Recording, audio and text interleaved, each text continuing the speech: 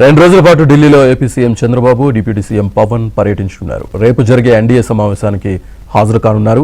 ఏపీకి సంబంధించిన కీలక అంశాలపై కేంద్రం పెద్దలతో చర్చించనున్నారు.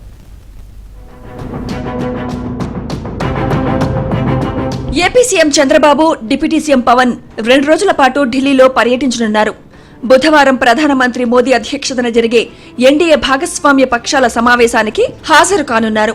ఎన్డీఏ పాలిత రాష్ట్రాల ముఖ్యమంత్రులు, ఉప ముఖ్యమంత్రులు, ఎన్డీఏ పక్షాల అధినేతలను ఈ సమావేశానికి ఆహ్వానించారు. మోదీ ప్రభుత్వం కేంద్రంలో 3వ అధికారంలోకి వచ్చి 2 ఏళ్లు పూర్తవుతున్న నేపథ్యంలో ఈ సమావేశానికి ప్రాధాన్యం సంతరించుకుంది. కేంద్ర ప్రభుత్వ అభివృద్ధి కార్యక్రమాలు, సంక్షేమ పథకాల అమలు, రాష్ట్రాలతో సమన్వయం అంశాలపై చర్చించనున్నారు.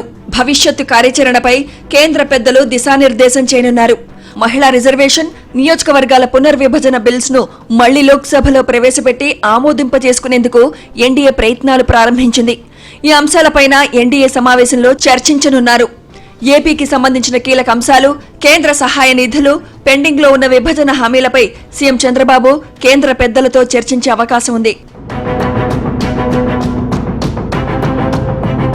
మరోవైపు ఏపీలో ఎన్డీఏ ప్రభుత్వం అధికారం చేపట్టి జూన్ 12 నాటికి 2 సంవత్సరాలు పూర్తవుతున్న సందర్భంగా ప్రభుత్వం చేపట్టిన అభివృద్ధి, సంక్షేమ కార్యక్రమాలపై ప్రజలకు వివరించేందుకు 3 ప్రాంతాల్లో ప్రాంతీయ సదస్సులు ఏర్పాటు చేయాలని నిర్ణయించారు.